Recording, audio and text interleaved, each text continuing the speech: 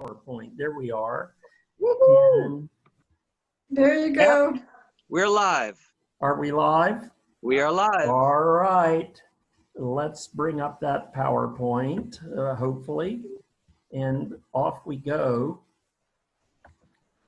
And slideshow from beginning. Fantastic. There we are. Okay, so way back in 1981 or two, I met James Williams, and I involved myself in several of his plays. And the first one here was Dada, and that's me there in the middle. And those two masks were masks that James tasked me to make, and they were my first two masks. And after that, I just moved forward. This was the next play that he did. It was called Kyogen, based on the Japanese masked comedies. And I made the central mask there, the crab spirit, and as well as designed a lot of the face painting and the program. Yeah, I was doing more graphic design too. One of the biggest masks I made for James was the owl here on the right. And this is a later production, a second production that used the owl. The first one was the Owl King. And this one came complete with blinking eyes that were controlled by a little hand control down a tube that went down my arm to my fingers. And I could blink the eyes. So here, these are more theatrical masks. It's kind of cut off, but these are for Commedia dell'arte masks, Arlecchino, Colombina, Dottore, etc. And these are performed by, there's still some Commedia troupes now. I just worked with a Commedia troupe doing Pinocchio in February. I was just talking about it. We did a group called Pazzi Lazzi, and the Newton Theater Company and myself, we all collaborated and did Pinocchio, a Commedia adventure. Here is also a recent mask, more realistic, and I actually painted it just a couple of months ago. It was waiting for the right moment, and she became a sort of an ancient bronze goddess of compassion.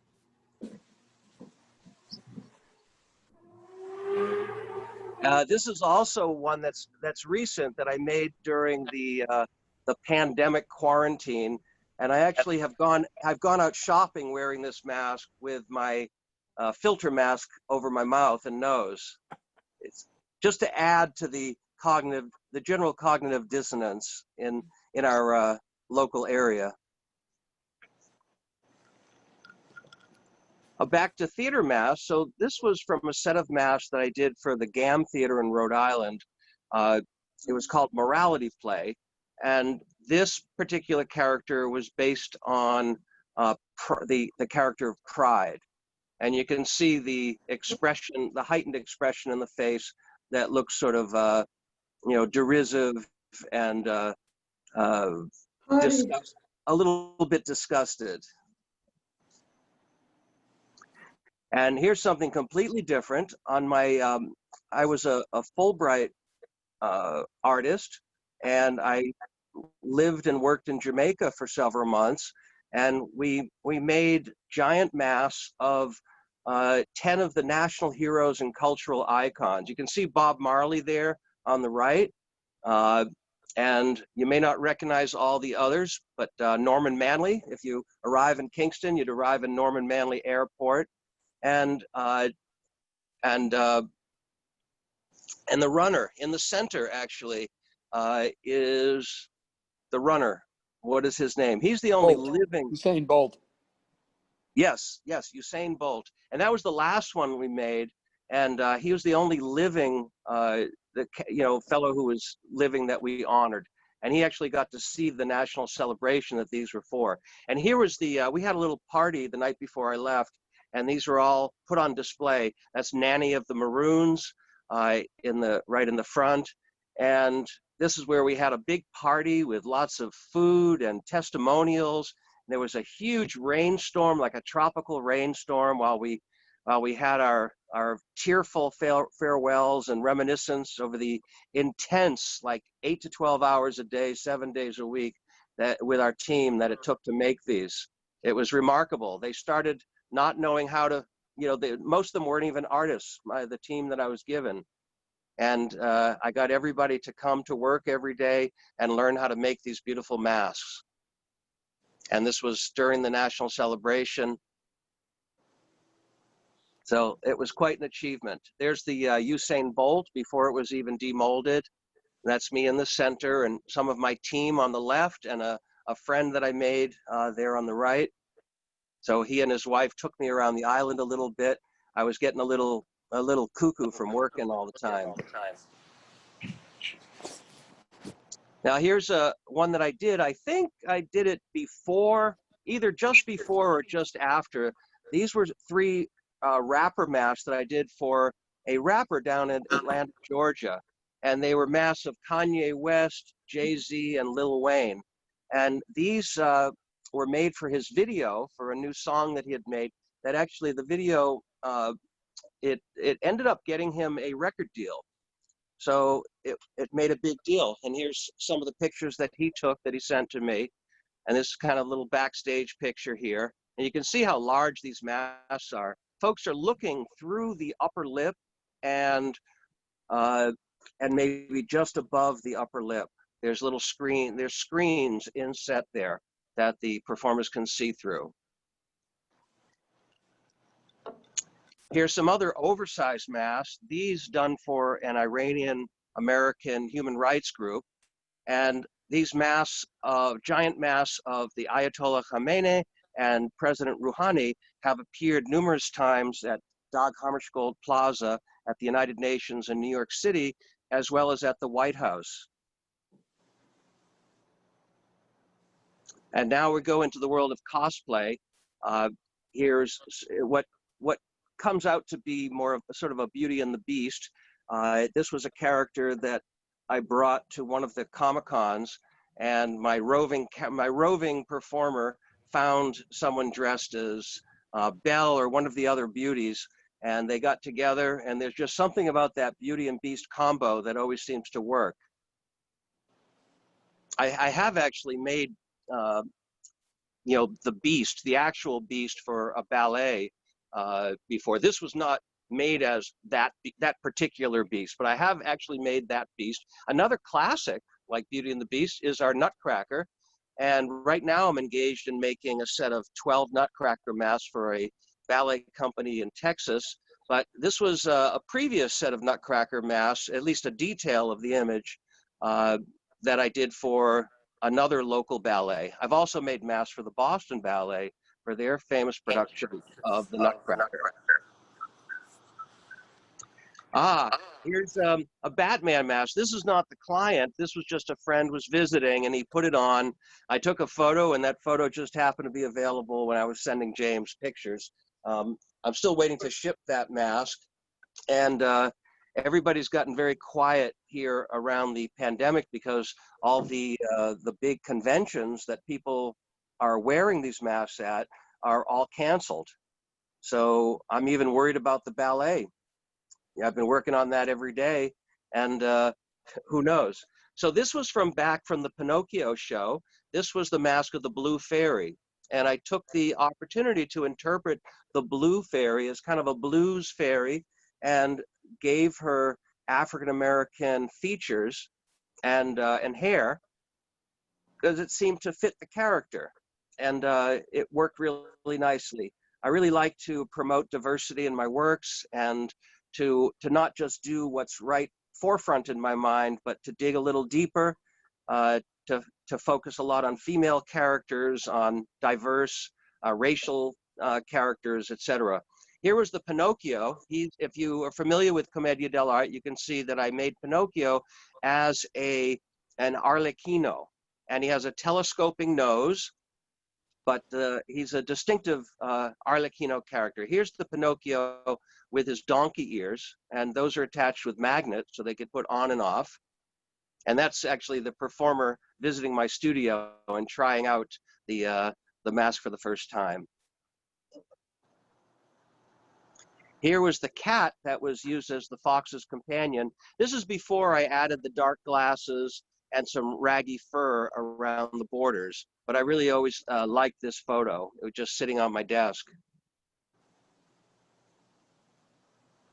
Here was Geppetto. Geppetto had a special feature as well. His wig, which is cropped on top, but his wig was also attached with magnets. When he gives life to the puppet, the mischievous puppet, Pinocchio, his first act is to grab the wig and pull it off of his head and throw it on the floor. So we know right away that Pinocchio is a mischief maker.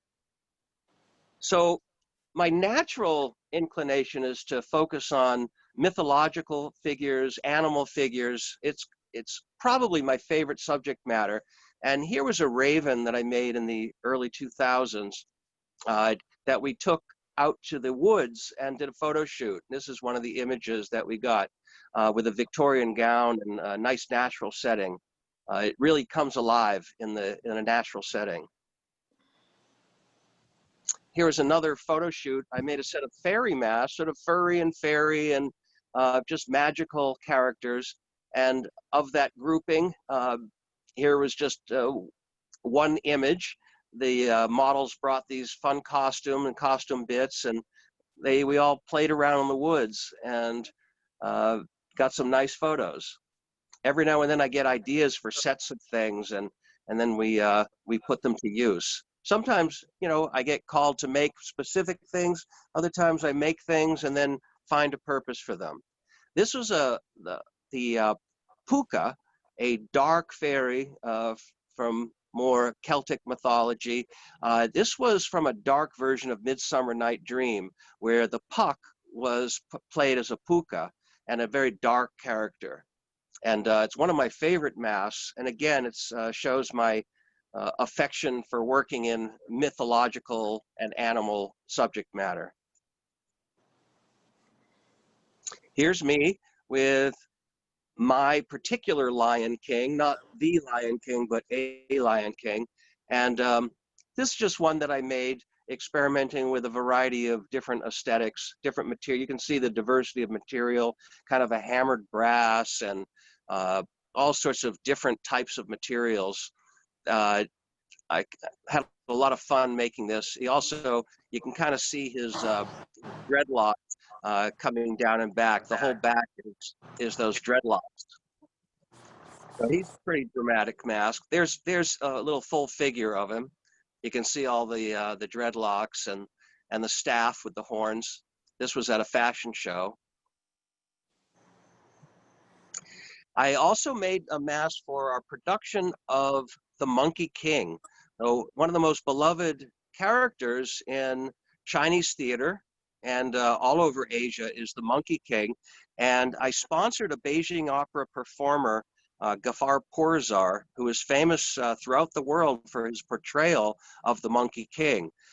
With this particular mask, I had cast his face and sculpted the monkey features over his features. So it still retains the memory of his features. In fact, I mean, this was done in the mid-90s, and Gafar still wants me to make a copy of this mask to send to him for his performances that he does. Normally in his performances, he spends about an hour applying the makeup, and he loves the idea of being able to just put on the mask and have the character be right there for him. Here's another one of my 90s characters. This was my first Green Man character. I really love working with the wild man, whether the more verdant wild man or the more animal wild man. Those types of figures really appeal to me, that juncture of civilization and the wild, you know, that is in us all. Here is a recent piece that was sent out to Western Canada, an Earth Guardian that had composite features of a lion, yak, and antelope. And again, in this lion, this guardian character, the performer looks out through the mouth, and there's a lot of long raffia that hangs from it. It covers most of the body too. The horns are interesting. They're very long horns. You can't tell so much from this angle, but they're very tall, and I made them removable, so they fit into a sleeve and reinforced with magnets, so that when I ship them, I could ship the horns separate. That's the technical innovation. Here's another one showing my love for the mythological characters. This is a Bacchus character. Back in around 1990 or so, I made a Dionysus mask. In fact, I learned how to do gold leafing just to make that mask. And then in this mask, over 10 years later, I had done lots and lots of gold leafing and really thought about the character and made this second character for a private client. So it's still his prized work of art in his home. Here's a sun mask, the detail, the center part. And I've made 3 different sun masks, all painted a little differently. This one was gold leafed. And I can't seem to keep them in the studio. They keep selling. So, but I do intend to make another one. It's always on my schedule. If I ever get some table space and some time to make another one.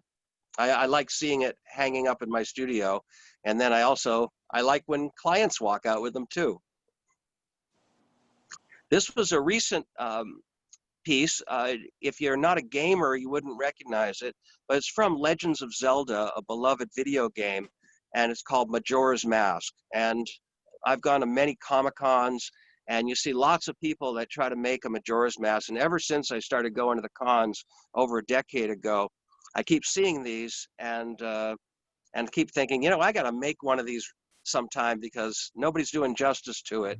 And I finally got commissioned to do this last year, and it was premiered at Dragon Con down in Atlanta, Georgia last year. So this particular image has that other stuff on it. Now here we're going back to GAM theater and morality play. This was during a rehearsal, performing the devil mask. I did, I think, 12 masks for them. And here he is in performance. So it was actually really delightful to have his big face and the big white beard to go with that character. It really brings the mask to life. This was a mask of Frank the Freak, which was done for a production in Kingston, Jamaica, sort of a Beauty and the Beast type of theme. And it was really interesting that I shipped that mask out in, I think, December. Yeah, it was in December or so. And then I went to Jamaica in the spring, and I was there through the beginning of the summer, and it was nice. I got to see the play. So I shipped this mask to another country, and then I had the pleasure of actually seeing it in performance right on site. It was really kind of great. Back to morality play. This is one of the little demons that appeared. One of my favorites. I really like this impish demon here. And now something completely different. This was for a client in Kansas, and this is Happy Bear. I made a pair of Happy Bears for this outfit in Kansas that does sexual abuse prevention programs for elementary school children. Teaches them about good touches and bad touches. Very interesting having the character of a bear. Mother bears are very protective of their young, but also we think about bear hugs, and you think about, touching. But this friendly bear with a female character is beloved all over their communities, and replaces some really lousy bear masks that they used before that. So it was really nice to be able to contribute this wonderful bear mask, or 2 of these wonderful bear masks, to their program. The woman running the program was delightful, and we became good friends. Going back to the mid-'80s, there was no real place that I knew to study any mask making around here. I was teaching myself, as I continued to do, But there was a period of time when I traveled out of the country to learn the traditional forms that inspired me so much. Here I am in 1986 in Bali at the Aripuja studio in Mas, Bali, studying mask carving. I later also went to Italy and studied with a master there in the early 90s. But of course, I ended up developing my own approach and my own style because the market here is very different than it is in other places. Here I am in my studio, standing between a couple of large pieces, and in the center there's an Anubis. I think at the time that I made the Anubis, that was the largest piece that I had made. And that actually was a full-size Anubis that was worn on stilts. And it was walked down Boylston Street for the Millennium First Night Grand Procession. And then it also performed at the Museum of Fine Arts in Boston. Is that everything? Hey, James.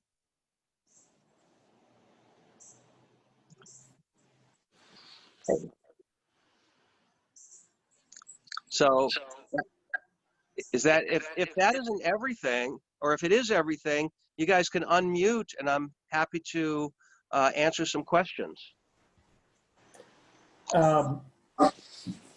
Eric, Yeah. I may have rushed you a little bit too much. Is there anything you would like to go back to?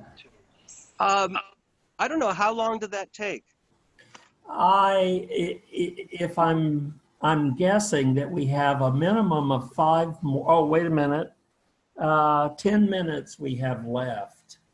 Well, I can talk in response to questions. I'm sure Okay. there's 10 minutes worth of questions and answers. Okay, Let's so, do that. okay, so the first question is, I'm just blown away, but these are carved masks?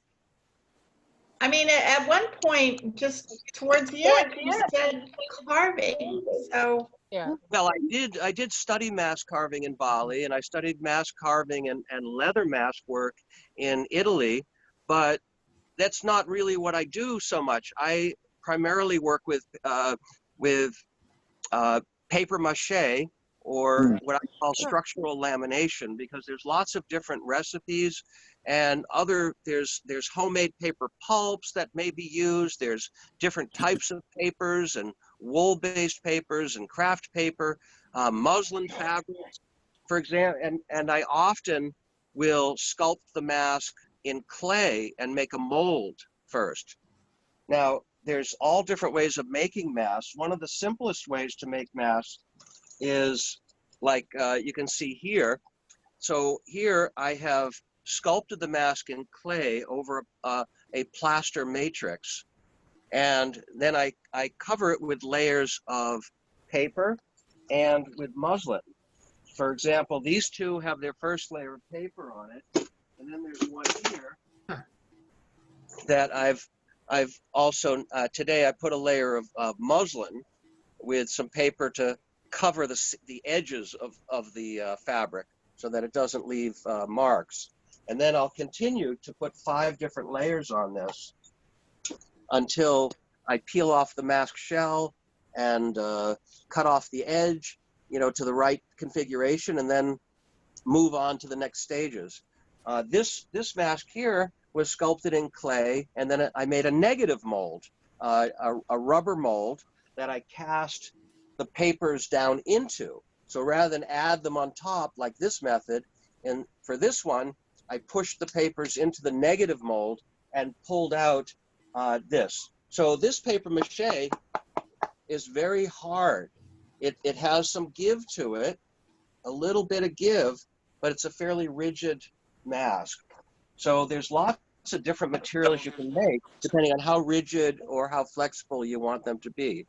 But they're very durable, and sometimes they'll have a steel wire embedded into the edges of them, so they hold their shape. The They're really larger masks, the Jamaican mask, roughly how much did they weigh? I'm not sure in terms of pounds, but they're comfortably worn on the shoulders. So like those big masks that I did for the rapper mask, or the Iranian mask and the Jamaican mask, those are not worn on the head. Like, typically you think of the mask and you put it on a strap around your head, or you have a helmet and they have a strap around your chin. But those kind of masks, your neck is supporting them. So that's too much. That's too much for those masks. So instead, you take the pressure off the neck, and instead you create a structure, a padded structure that puts the weight on the chest, shoulders, and back. And in some cases, we'll even have lines down to the waist and the hips to steady it. Similar to like when you use a backpack. Have you ever made any for Mardi Gras? I have never been to New Orleans, and Oh my. and yeah, I mean, I've made masks with that sort of New Orleans aesthetic. Yeah. But the thing is, New Orleans it's expensive, and I'm still trying to find contacts there that I could stay with. When I travel places, usually a host is bringing me. So I don't usually have the time to just go to someplace just because I'm interested. I have to kind of work and finagle to make that kind of thing happen. And then I have to go where the offers take me. Ryan Landry and the Orphans, I think, have a house in New Orleans now.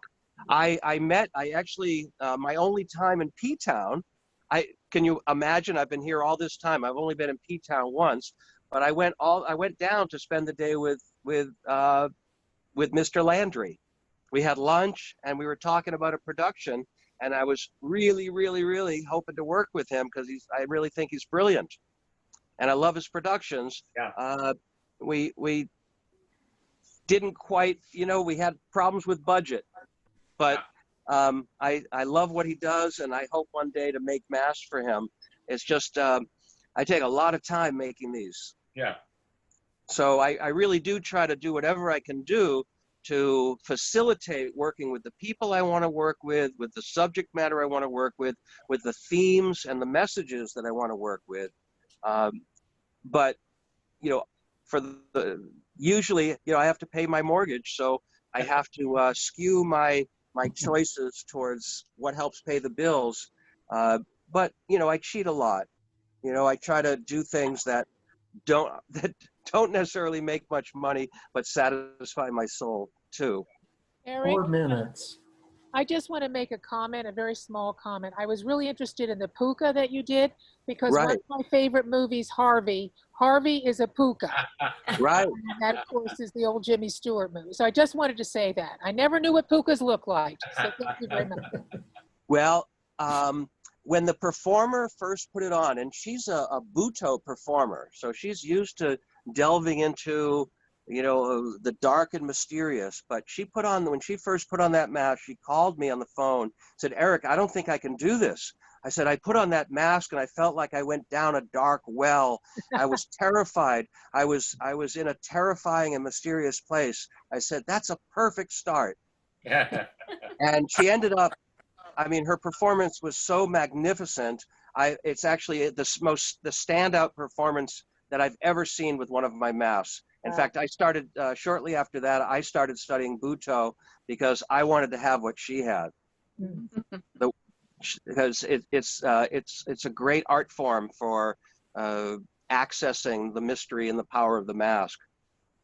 Eric, you said that you mentioned that the time it takes. What would you say for just some of the masks that are sitting there? How much time does it actually take you to from thought to finished product?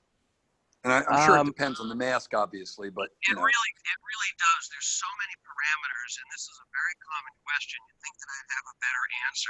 Sometimes I just say until it's done. But really, the time is a factor of the budget and the techniques that I choose. I've been doing this so long that when I negotiate the job, I have a sense of when the deadline is and what techniques I'm going to use to build it.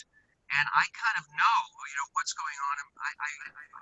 It's very important for me to get a deposit from people because then I put it on my production schedule and I make sure that I think of how much time that project will take, and I start it at the right time and keep my little daily deadlines. It's really different per project. If it's just one piece, but there's a lot of parameters based on what the budget is. I might make the piece in any number of different ways, or if there's no hard deadline, I might just tag it on to another project. There's lots of tricks that I do for my time management, even though the pieces take a lot of time. Like all those pieces for GAM Theater, I think I made all of them in like 2 weeks. Oh, wow. I worked on them all together, like almost at the same time. So that I did some on one and the other and the other and the other. But they also had a pretty consistent aesthetic. Okay, we have 1 minute left. I'd like a round of applause, please. Thank you. I hope These are all Wonderful. beautiful. They're just Just beautiful. wonderful. Yeah. I these are love terrific. talking about these masks, and I would welcome further conversation about them. This was super fast and really just not even the tip of the iceberg. Obviously. And I'd also like to say that I think you can reach Eric at Behind the Mask Studio and Theater. Is that right? Well, my website is behindthemask.org, and but best there you can find all my contact information. But I'm mostly active on Facebook under Eric Bornstein, and I also have a Facebook